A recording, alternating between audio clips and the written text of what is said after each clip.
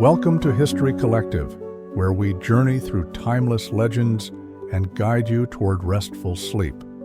Tonight, we'll explore the grand saga of the 12 Olympians, mighty gods born of cosmic strife, who shaped the realms of sky, sea, and underworld. Before we begin, please hit the like button, subscribe to the channel, and share in the comments where you're listening from and what time it is for you. Now, close your eyes, take a deep breath, and settle into comfort. The 12 Olympians awaits. Sweet dreams.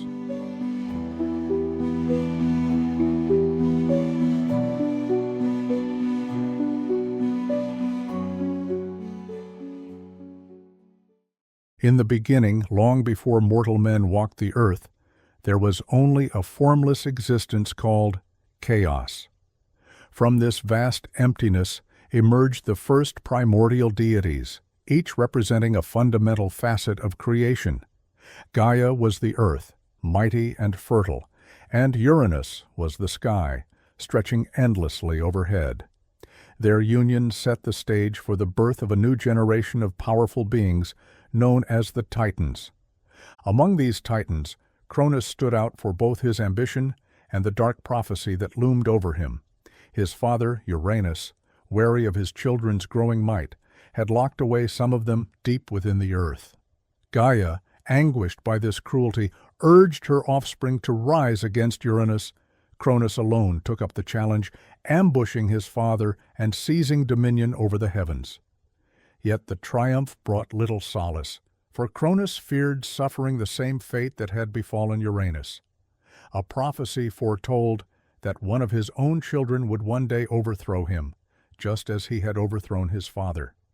To prevent this, Cronus devoured his children the moment they were born. Time and again, his wife Rhea endured the horror of witnessing each newborn vanish into Cronus's maw. Desperate and unwilling to lose another child, Rhea devised a plan to save the next one. When she gave birth again, she concealed the infant and wrapped a stone in swaddling cloth. Presenting the disguised stone to Cronus, she stood by as he swallowed it, never suspecting the switch. Meanwhile, Rhea smuggled her true son, Zeus, to the island of Crete, hiding him among nymphs and guardians who shielded his cries from Cronus's ears. Zeus grew swiftly. He was nourished by the milk of a divine goat named Amalthea, while warriors called Curetes clashed their spears and shields to drown out any sounds the child might make. As the years passed, he evolved into a god of remarkable strength and cunning. Guided by Gaia and emboldened by the knowledge of his siblings' fate, Zeus resolved to confront Cronus. Upon reaching adulthood, Zeus returned to his father's domain in disguise. Through cunning and the assistance of Gaia's potions, he forced Cronus to disgorge his swallowed children. Hestia, Demeter, Hera, Hades, and Poseidon emerged one by one, finally liberated from their father's prison. United at last, the 6 siblings prepared for open war against Cronus and the Titans who stood by him. The conflict that followed became known as the Titanomachy, a cataclysmic struggle that lasted for years. Mountaintops crumbled under the force of divine battles. Zeus, now wielding thunderbolts, rained lightning upon the Titans, shaking the very foundations of the earth. Hades brought the terrors of the underworld to bear, while Poseidon unleashed storms and quakes from the seas. Cronus and his allies fought fiercely, yet they could not match the combined might of the younger gods. Some accounts say Zeus gained an advantage by enlisting the help of the Cyclopes and the Hecatoncheires, giants freed from the depths of Tartarus, whose raw power turned the tide in his favor. After prolonged turmoil, the Olympians emerged victorious. Cronus and most of the Titans were cast into Tartarus, a cavernous abyss far below even the underworld, ensuring they could no longer threaten the new regime. With the era of Titan rule ended, Zeus ascended to the throne of the cosmos. Beside him stood his siblings, each prepared to shape the world and fulfill their own spheres of influence. Freed from the oppression of Cronus, the younger gods turned their attention to forging a new order. High atop Mount Olympus, they established their seat of power, a realm from which they would oversee both the mortal world below and the secrets of the heavens above. No longer was the universe ruled by the fear of a single tyrant. Instead, the Olympians ushered in a dynamic pantheon whose rivalries and alliances would echo through the myths of Greece for generations to come. Thus ended the age of Cronus and began the reign of Zeus. Through wit, resolve, and the strength of newly freed divinities, the path of history shifted forever. Secure in their victory, the Olympians looked toward the next chapter of their destiny, carving out the realms each would govern and establishing the domains by which they would be worshipped. With the Titanomachy won and the Titans confined to Tartarus, Zeus and his siblings found themselves at the dawn of a new era. It was not enough merely to depose Cronus. To secure lasting order, the victors had to determine the boundaries of their authority. One by one, they turned their attention to the broad expanse of the cosmos, recognizing that it needed structure. Here began the division of realms, a momentous agreement that would define each god's place in the heavens and on the earth below. From the start, Zeus, Poseidon, and Hades assumed central roles in this endeavor. As sons of Cronus, they had led the charge during the war and now bore the responsibility of carving out new domains. With the counsel of their sisters, Hestia, Demeter, and Hera, they decided that fate itself should guide the outcome. To keep ambition or favoritism from poisoning their newfound harmony, they drew lots, each god trusting that chance would designate the realm he would rule. Zeus drew the sky. This was not only the celestial vault visible to mortals, but the very atmosphere of weather, thunder, and shifting clouds that symbolized the unpredictability of divine power. It was said that his voice echoed in claps of thunder, while lightning became his weapon. By laying claim to the sky, Zeus also claimed a broader sovereignty. As the eldest male among the Olympians, he stood as their leader, an authority recognized by friend and foe alike. Poseidon drew the sea. Though not as visibly majestic as the sky, the vast oceans covered most of the earth, alive with dangerous currents and sudden storms. In time, mortals would learn to pray to Poseidon for safe voyages and bountiful catches, but the relationship was fraught with tension. A single whim of the sea god could unleash towering waves that reduced ships to splinters. In calmer moments, Poseidon was credited with the creation of horses and the hush of peaceful bays, his power flowing through everything from coastal breezes to inland springs. Hades drew the underworld. Far below the mortal realm, this dominion extended across sunless caverns and silent rivers, most notable among them the Styx, which even gods dared not cross lightly. In the underworld, souls of the dead found their final rest. Stern and impartial, Hades presided over the fates of countless spirits. Though his kingdom lacked the bright majesty of Olympus, it stood as an absolute necessity in the cosmic order. Mortals rarely invoked Hades by name, fearing the finality that he embodied. Yet he ruled without malice, ensuring that the dead were neither disturbed nor allowed to wander aimlessly. Much discussion arose regarding the earth itself, its fields, mountains, and forests. Some myths say that the earth fell under Zeus's overarching domain, shared in practice by all the gods. Others suggest that none of the three brothers took exclusive claim, leaving it a common ground where the Olympians could exert influence according to their spheres.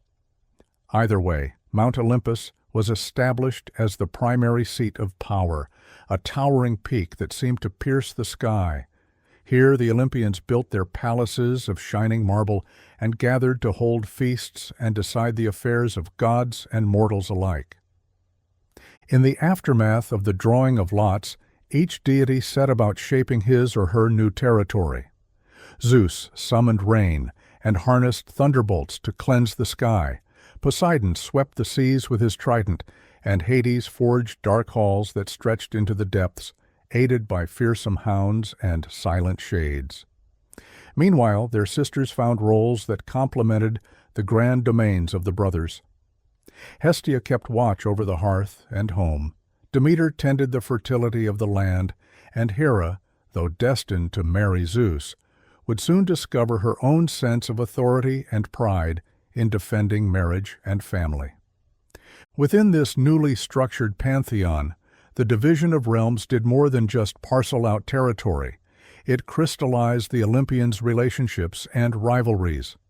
In the centuries to come, mortals would recount tales of Poseidon's wrathful storms, Zeus's thunderous judgments, and Hades's grim but necessary stewardship of the afterlife.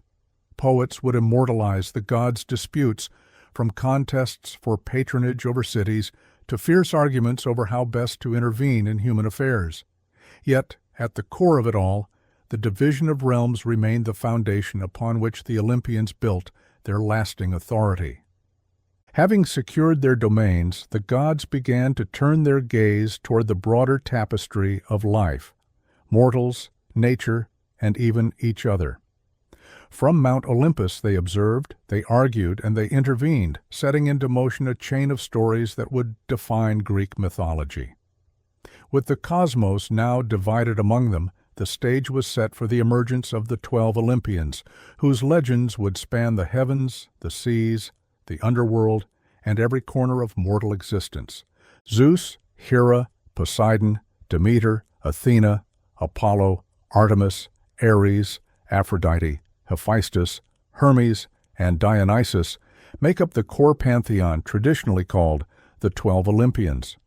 Though they shared a residence on Mount Olympus, their personalities often clashed, their domains overlapped, and their individual myths displayed contrasting facets of divine power. Each god or goddess wielded influence not just over nature, but also over human destiny, exemplifying both the heights of virtue and the depths of vice. Below are the key traits, symbols, and major stories that define these Olympian deities. Zeus, the king of the gods and ruler of the sky, Zeus personifies thunder and lightning. He wielded a thunderbolt as his weapon of choice, capable of splitting mountains and scaring even his immortal kin. Eagles soared as his heralds, and the mighty oak tree often stood as a testament to his domain over the heavens. Major myths involving Zeus reveal his paradoxical nature. Though renowned for justice and authority, he was also known for his amorous escapades, incurring the wrath of his wife, Hera. One famous story recounts how Athena sprang fully formed from his head, armed and shouting a victory cry, after Zeus swallowed her mother Metis. Another involves his punishment of Prometheus, who stole fire from the gods to aid mortals. The tale of Leda and the swan illustrates the lengths Zeus would go in pursuit of mortal women, testing both the boundaries of his power and the patience of his divine queen. Despite his faults, Zeus carried the mantle of ultimate authority. Mortals prayed to him for fair weather, victory in battle, and wise judgment. He presided over the court of the gods, settling disputes and maintaining balance in the cosmos. Hera, the queen of the gods, Hera stands as the goddess of marriage and family. Known for her regal bearing, she was often depicted with a peacock, a symbol of her pride and watchfulness, while the cow underscored her nurturing aspects. Hera's major myths frequently revolve around her intense jealousy and anger over Zeus's infidelities. The trials of Heracles, for example, were largely instigated by her efforts to see him suffer, since he was the son of Zeus and a mortal woman. Yet Hera also embodied a protective, maternal strength, championing the sanctity of marriage and presiding over the welfare of women. Although her temperament could be fierce, it stemmed from a genuine desire to preserve the bonds she held sacred. Poseidon, god of the sea and earthquakes. Poseidon wielded a mighty trident that could stir storms or calm the fiercest waters. Horses, too, fell under his patronage, and some myths credit him with creating the first horse as a gift or challenge to mortals. Among Poseidon's notable myths is his rivalry with Athena over patronage of the city now called Athens. He offered the gift of salt water or a magnificent horse, while Athena's offering of the olive tree was deemed more beneficial, causing him to lose the contest. Another story tells of his role in punishing Odysseus for blinding the Cyclops Polyphemus, one of Poseidon's sons. Powerful but temperamental, Poseidon often revealed himself through sudden storms at sea or devastating earthquakes, reminding mortals that his domain could be treacherous without warning. Demeter presides over agriculture and fertility, ensuring the cycle of growth that sustains human life. She is closely associated with wheat and the nurturing of crops, and the torch symbolizes her persistent search for her lost daughter Persephone. When Hades abducted Persephone to the underworld, Demeter's grief led her to neglect the earth, causing widespread famine. At last, a compromise was struck. Persephone would spend part of each year with Hades and the remaining time with her mother. This cycle explained the seasons. The world blossomed when Persephone returned to Demeter, and it withered when she departed. By granting a mythic explanation for natural phenomena, Demeter's story underscores the deep link between divine forces and the rhythms of the earth. Athena, the goddess of wisdom, strategic warfare, and crafts, Athena was often depicted wearing a helmet and carrying a spear. The owl signaled her keen insight, and the olive tree, which she famously presented during her contest with Poseidon, became emblematic of her peaceful contributions to civilization. One of Athena's best-known myths involves her unconventional birth. She emerged fully grown from Zeus's head. This origin mirrored her role as the embodiment of rational thought and intellectual prowess. Athena guided many heroes from Perseus to Odysseus, offering both clever counsel and direct intervention. In the Trojan War, she championed the Greek side, outmaneuvering Ares on the battlefield. Although she was a warrior, Athena preferred strategy over bloodshed, and her cities flourished under her patronage. Apollo, god of the sun, music, prophecy, and healing, Apollo radiates a multifaceted power that bridges art, intellect, and life-giving energy. His symbols include the lyre, which highlights his musical gifts, and the laurel wreath, a reference to the tragic tale of the nymph Daphne, transformed into a laurel tree to escape his pursuit. Apollo's shrine at Delphi housed the most famous oracle in the ancient world, where priestesses known as the Pythia spoke cryptic prophecies believed to be inspired by his divine voice.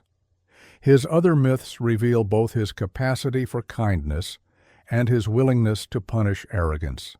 When the satyr Marsyas challenged him in a music contest, Apollo's victory ended brutally for the presumptuous satyr.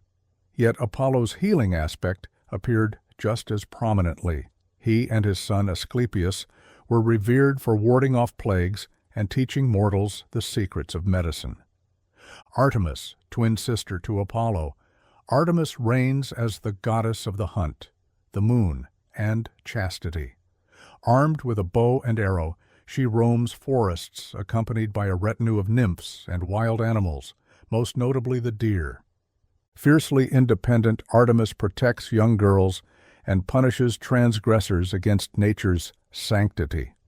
In one myth, the hunter Actaeon witnesses her bathing by accident, prompting Artemis to transform him into a stag, hunted down by his own hounds.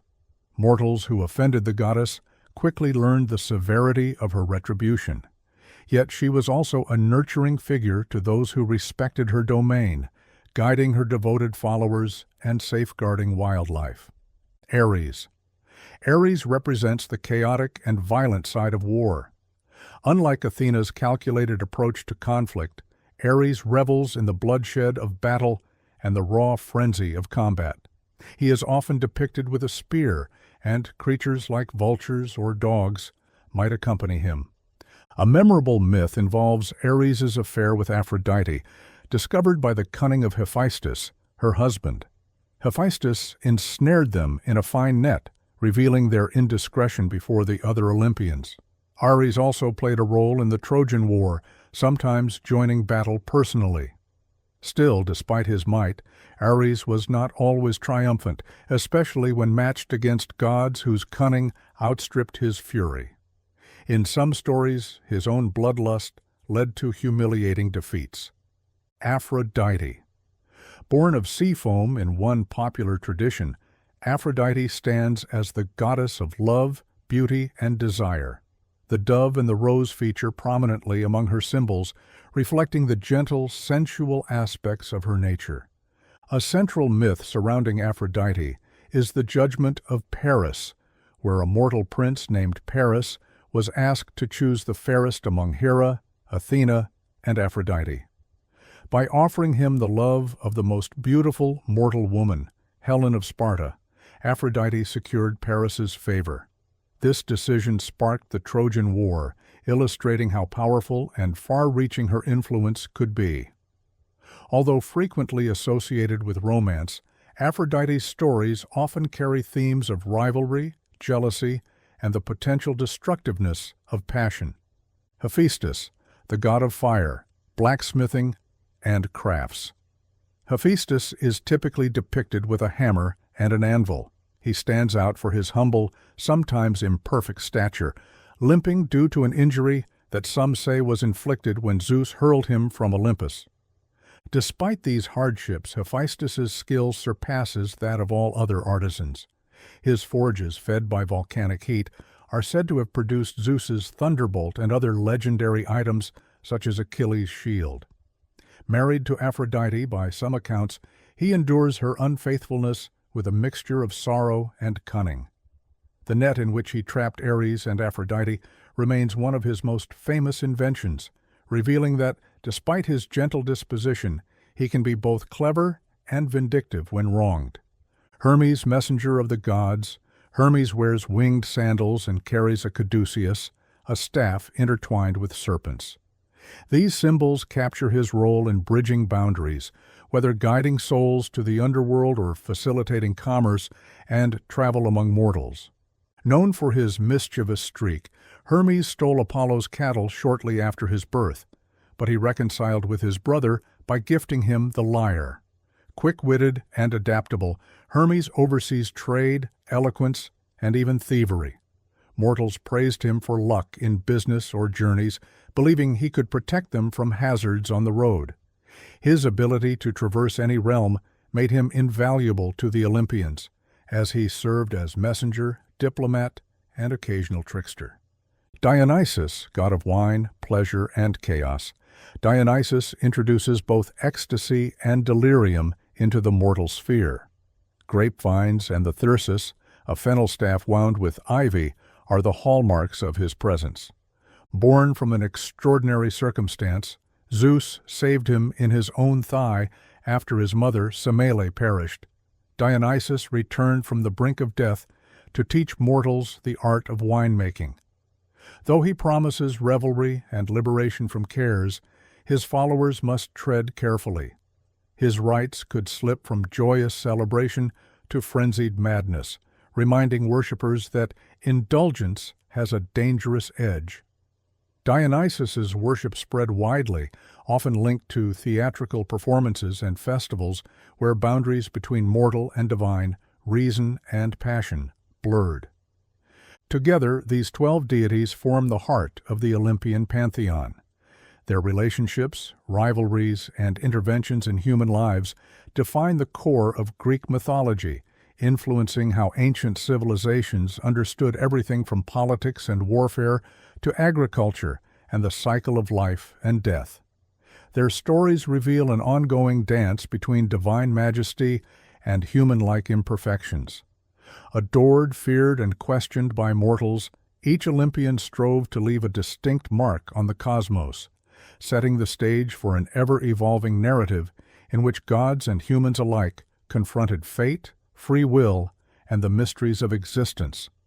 Though far removed on lofty Mount Olympus, the gods often took an active interest in mortal affairs, shaping destinies through favor, jealousy, or raw curiosity. Mortals prayed to them for guidance and protection. In return, the Olympians doled out blessings or punishments, answering pleas and testing loyalties. This dynamic ensured an ever-present link between the human and divine realms, illustrated by countless stories of adventure, trial, and transformation. One key form of interaction lay in the gods' ability to offer gifts that could elevate or destroy.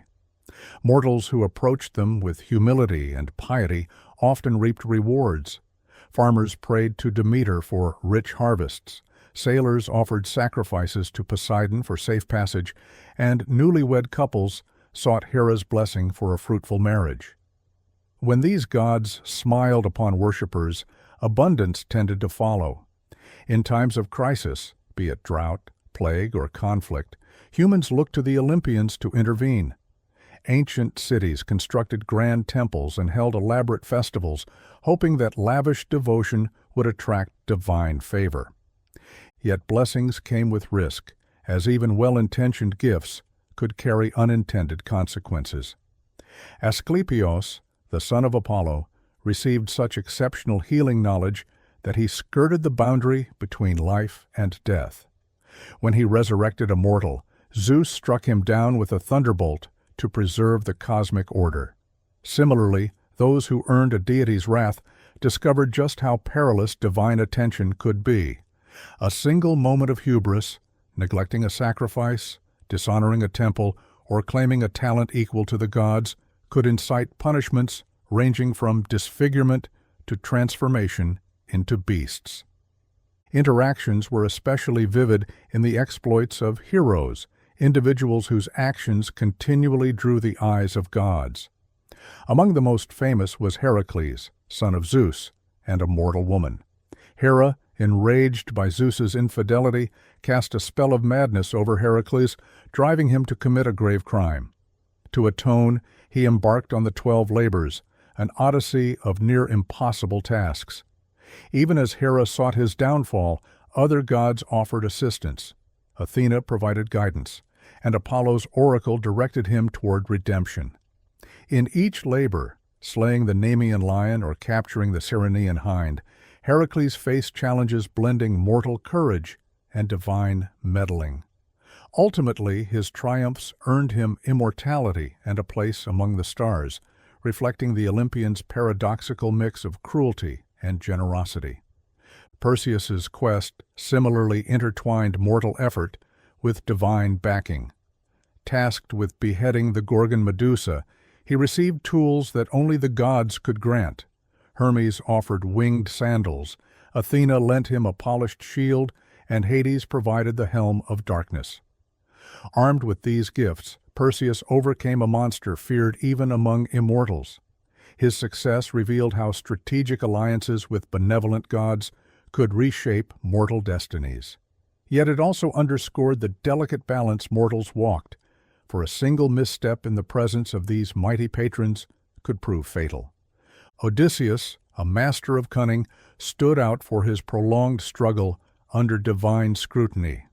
After the Trojan War, he embarked on a treacherous voyage home, beset by Poseidon's wrath for blinding the Cyclops Polyphemus, a son of the sea god. Cast adrift and tested at every turn, Circe's island, the Sirens, Scylla, and Charybdis, Odysseus might have perished without Athena's guidance. She shielded him from his enemies, softened the hearts of kings who sheltered him, and inspired cunning stratagems that enabled him to survive Poseidon's relentless fury. At last, the same Olympians who hindered his journey facilitated his return, underscoring how divine favor could swiftly shift from hindrance to help. Beyond heroes, the gods shaped mortal fates through more personal encounters. Zeus, notorious for descending from Olympus in various guises, fathered children who inherited both heavenly power and earthly vulnerability. These offspring often found themselves at the heart of grand tales. Sarpedon, doomed at Troy, Minos, the future king of Crete, and others whose bloodlines entwined with epic wars and prophecies. Meanwhile, Aphrodite meddled in romantic affairs with startling effect, causing love to blossom in the unlikeliest places or fueling rivalries that sparked far-reaching conflicts, as with the Trojan War. Even lesser-known tales, such as Artemis adopting young hunters into her band, or Dionysus guiding lonely wanderers to joyous revelry, highlight the god's willingness to pluck mortals from obscurity and thrust them into a new destiny. These interactions, while often monumental, also illuminated a fundamental truth. The gods, despite their power, craved acknowledgement and reverence.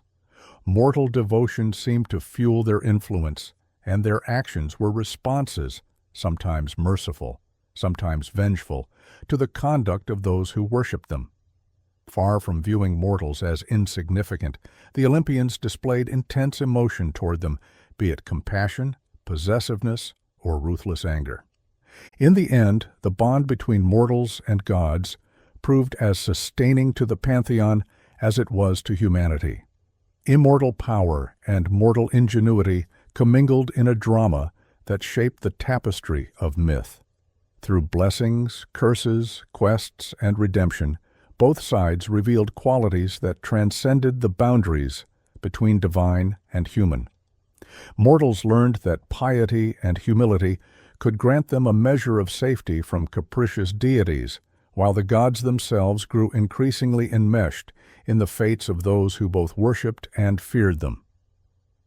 What arose was a richly woven tradition, where each myth highlighted how deeply the immortal and mortal worlds depended on one another. Harmony rarely prevailed for long among the Olympians. Though they shared the heights of Mount Olympus and recognized Zeus as their king, pride, jealousy, and hidden agendas often kindled disputes that left both immortals and mortals reeling. Some conflicts sprang from personal grudges, while others stemmed from broader questions of power or principle. In all cases, these divine feuds revealed the Olympians' most human qualities, reflecting the same range of emotion and ambition found among mortals. Hera's jealousy became legendary. As the goddess of marriage, she took every slight against that institution as a personal affront. Chief among her grievances was Zeus's numerous affairs. Time and again, he descended into the mortal world in various disguises, fathering children who would become heroes or demigods. Zeus's transgressions inflamed Hera's wrath, driving her to punish not only her husband's mistresses, but also their offspring. Heracles bore the brunt of her ire, facing spells of madness and monstrous trials, all contrived by Hera to prove his unworthiness or undermine Zeus's pride in his heroic son. Though Heracles ultimately achieved greatness, the torment he endured showcased how destructive Hera's rage could be when a marriage bond was fractured. Rivalries among siblings took center stage in the conflict between Athena and Poseidon. While each enjoyed vast domains, wisdom, and sea, the tension rose when they vied for patronage of a thriving city in Attica. Poseidon struck the earth with his trident, summoning salt water, or, in some versions, a magnificent horse to impress the populace. Athena gifted them the olive tree, a boon that promised nourishment, trade prospects, and spiritual symbolism. The citizens judged Athena's offering more valuable, and the city became Athens. Furious at the rejection, Poseidon caused floods and made sailing perilous along the region's coast, yet he could not overturn the people's choice. This rivalry endured, appearing in tales of how Athens turned to Athena's wisdom to outsmart Poseidon's tempestuous moods. Ares's clashes with Athena underscored the stark contrast in their approaches to warfare. While Ares embodied brute force and savagery, Athena championed strategy and discipline. During the Trojan War, these contrasting philosophies erupted into heated confrontations. Each backed different factions, each urged mortals to follow a specific path. In direct battles, Ares often found himself outfought by Athena's cunning, a humiliation for the god of war. The friction between them underscored that victory in war required more than raw violence. It depended equally on foresight and the restraint needed to avoid unnecessary slaughter. Aphrodite's interventions frequently caused unintended strife among gods and mortals alike, as her powers of love and desire stirred passions that could spiral out of control. The infamous judgment of Paris exemplified this. When the mortal Paris deemed Aphrodite the fairest, she rewarded him with Helen of Sparta, igniting the Trojan War. Hera and Athena, slighted by the outcome, withheld their support from Troy and fueled the conflict's escalation. The discord extended into Olympus itself, where gods took sides based on wounded pride and personal preference. Aphrodite relished her triumph over her rivals, but the unfolding devastation proved that love, when manipulated by immortal hands, could sow chaos on a monumental scale. At times, even the bond between Zeus and Poseidon tested the limits of fraternal unity.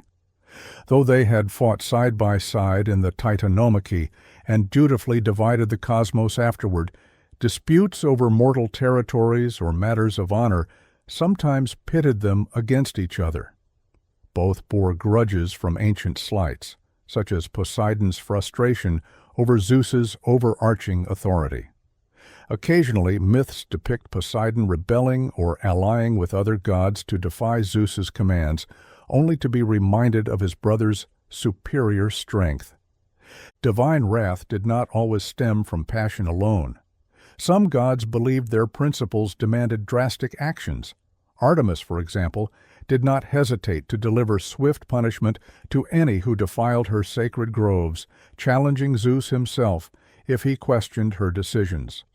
Apollo, known for his musical grace and healing powers, could turn merciless when insulted, unleashing plagues upon mortals who offended him. Such conflicts showcase the Olympians' readiness to defend their domains, even if it meant provoking a sibling's anger. Yet, despite these fierce rivalries, the Olympians shared an underlying need for unity. Faced with external threats, such as the rise of giants or the occasional revolt in Tartarus, they set aside differences to protect their shared existence. The grudges and infighting of daily life paused when they needed each other's strength.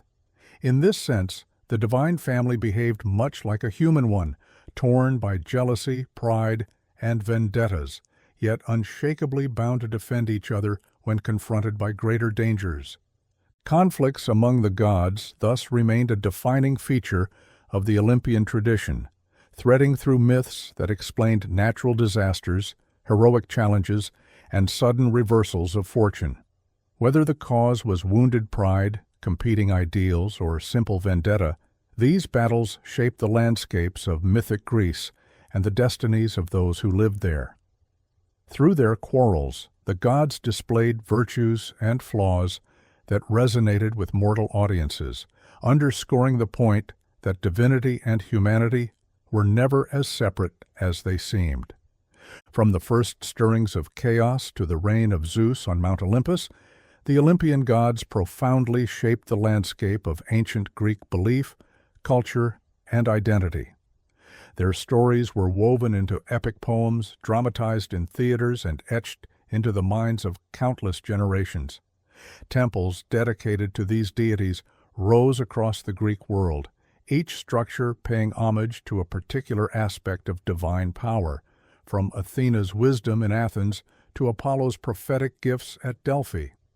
In every festival and ritual, mortals reaffirmed their ties to the unseen realm, enacting ceremonies that called upon divine favor and served as reminders of the capricious, formidable forces that governed the universe. Part of what set the Olympians apart was the depth of their personalities. They were not distant, aloof gods, unmoved by mortal strife. Instead, they showed the full sweep of human emotion: ambition, jealousy, compassion, love, and anger. Zeus's indiscretions stirred Hera's rage, Poseidon's pride provoked Athena's wit, Ares's bloodlust clashed with Athena's strategy, and Aphrodite's gifts of love risked igniting wars on a grand scale. Each deity reflected facets of human nature, from the clever trickery of Hermes to the wild abandon of Dionysus. The Olympians served as magnified mirrors for mortals, projecting both nobility and failings onto a divine stage. Despite their disputes, these gods were united by a shared narrative that emphasized the fragile balance of the cosmos. By dethroning Cronus, Zeus and his siblings ended the oppression of the Titans. Through the drawing of lots, they apportioned the realms of sky, sea, and underworld, setting a framework in which each deity's influence found a home. This organization addressed the need for cosmic order, ensuring that day and night, life and death, land and ocean, and the forces of growth and decay moved in a measured cycle. Yet the stories also underscored a deeper message. Even in positions of supreme authority, the gods were bound by destiny and the demands of communal harmony. When a threat arose, they turned to one another, forming uneasy alliances that underscored the continuing theme of unity in the face of chaos. Central to their legacy was the profound and often fraught interaction with mortal heroes. Figures like Heracles, Perseus, and Odysseus forged paths that humans could aspire to, exemplifying courage, wit, and resilience. In these heroes, mortals recognized that divine blood or favor was not the only route to greatness. It was also their own perseverance and capacity to endure hardships imposed by gods or fate. While many heroes owed their triumphs to Olympian guidance, they just as frequently contended with divine ire. This interplay crystallized the ancient view that life was a delicate balance of seeking assistance from powerful forces and struggling against their unpredictable whims. The Olympian myths were equally influential in civic and social spheres. Cities claimed patron gods, waging war or making peace under divine auspices. Rituals honored the shifting seasons, tying Demeter's sorrow to the turning of the year, while festivals for Dionysus helped communities explore the boundaries between wild revelry and structured celebration. The spectacular architectural achievements, from the Parthenon in Athens to the Temple of Zeus at Olympia, symbolized the reverence with which the gods were held, and the cultural pride that arose from hosting their shrines. Artists, sculptors, and playwrights found in these deities an endless source of inspiration, shaping classical aesthetics that would echo through subsequent civilizations. In a broader sense, the Olympians embodied dual perspectives. On one hand, they served as moral exemplars, punishing hubris and rewarding devotion. On the other, they exposed moral complexities by committing their own transgressions, jealousies, deceptions, and vendettas, to which mortals could relate. This duality spoke to the ancient Greek recognition that power, even divine, was not free from flaw. Humanity's capacity for reason and empathy stood in dialogue with the gods' might, suggesting that life was less about achieving perfection and more about navigating a world where both good and evil sprang from the same divine wellspring. Over the centuries, as empires rose and fell, the Greek pantheon influenced art, language, and thought, far beyond its original borders. The Romans assimilated these gods into their own pantheon with new names, and through literature, sculpture, and philosophy, Olympian themes traveled into the broader Western tradition. Even as the worship of these deities waned, their stories remained, retold in the pages of poets and scholars, or echoed in the architecture of Renaissance Europe. Today, the 12 Olympians continue to fascinate modern audiences, reminding us that the quest to understand the divine and the human condition, through love, war, wisdom, creativity, and transformation, is a timeless pursuit. In these myths, we discover that the Olympic gods, as flawed and passionate as they are majestic, mirror our own quests for fulfillment and meaning. They signal the hopes and fears of ancient cultures, but they also transcend them, offering a language in which we can grapple with universal themes. Their legacy, in both grandeur and discord, invites us to reflect on what it means to be powerful, yet imperfect, exalted, yet intimately bound to the world we inhabit. As the final chapter of our story shows, the 12 Olympians, for all their feuds and schemes, ultimately shaped a mythic tradition that endures precisely because it resonates so deeply with the human experience.